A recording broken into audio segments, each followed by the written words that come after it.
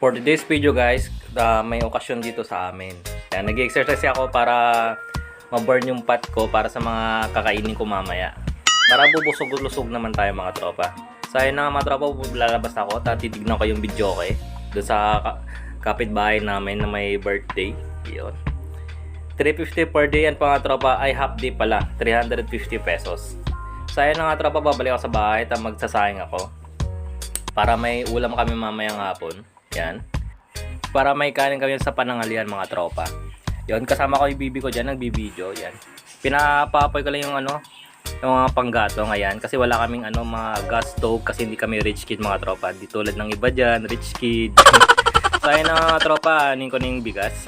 Yan na isasayang ko doon sa may panggatong namin kanina na kahoy. So ayun na nga mga tropa, pagkatapos kong magsayang, pupunta ako sa kabilang bangin.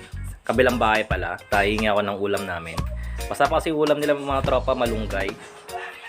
Yung malunggay tropa, yung bunga ng malunggay, masarap kasi yung solid na solid tropa quality. Saka goods na goods sa health nyo yung mga tropa. Dapat mga tropa, gulay kayo ng gulay, wag yung puro karne. Yung parang moderate lang sa karne.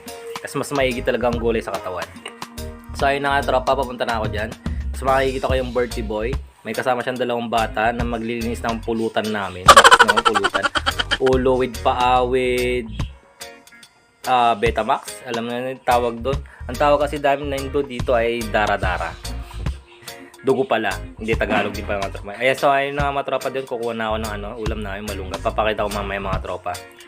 Kasi si baby ko yung nagbibideo mga tropa, yun diba, sarap na sarap. Solid na solid yung mga tropa, gulay kasi yan. Minsan mga tropa, kapag may anak kayo, pakainin din yung gulay para madagdagan yung sustansya ng katawan ng anak nyo mga tropa. Tulad ko din, may anak din ako, putot, ang tawag dito sa amin sa Ilocano. So ayun na nga tropa, kuha ko ng sili. Kasi mga tropa, mahilig ako sa sili, manghang. Mas masarap kumain kapag may sili mga tropa. Sarap kasi ng sili mga tropa, pangpagana ng kapag kumakain ka. Solid na solid kasi yan, goods na goods talaga. Kapag ako, masarap talaga kapag may sili, kapag kumakain. Bakit kayo mga tropa, kumakain din ba kayo sili kapag kumakain, habang kumakain mga tropa? So ayun na nga mga tropa, balik ako sa bahay namin kasi nakakuha na ako ng ulam namin sa kabilang bahay. So ngayon nga tropa, pagkatapos ng bumalik doon, babalik ako dito para titignan ko yung mga nililinisan nila. Yan, tulad niyan, yung paa, sa ulo lang pala, akala ko may dugo din eh. Yung mga kasama namin, mga 3 kalapati boys. Tapos ito naman yung yung gagawin ni Biday na sopas saka lumpiang gulay. Gusto na gusto yung mga tropa, yan siya nagluluto ng mga tropa. Yung sa kabilang bahay din yan, yung may pato kami.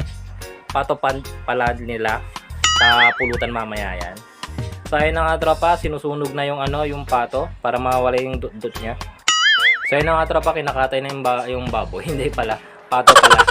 Tapos may dagdag din silang pulutan yan, yung tenga ng baboy. Saka dagdag din yung tokwa. Saka meron din bangus mga tropa. Sarap niyan, solid na solid din yan. 3 bangus lang yung mga tropa. Pagkatapos na lang pag-iintay mga tropa, umulan.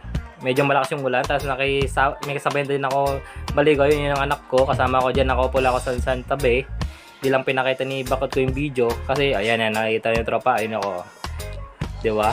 Solid na solid guys. Ito yung tropa yung simula na ng bakbakan.